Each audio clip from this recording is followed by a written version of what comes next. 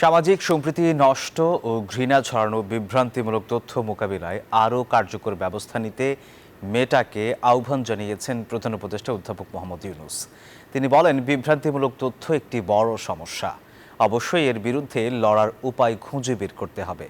মেটার Asia Pacific অঞ্চলের public policy বিভাগের vice president Simon Milner ও public policy manager রোজান Sarwar যমুনায় প্রধান উপদেষ্টার সাথে সাক্ষাৎ করতে গেলে তিনি এই মন্তব্য করেন।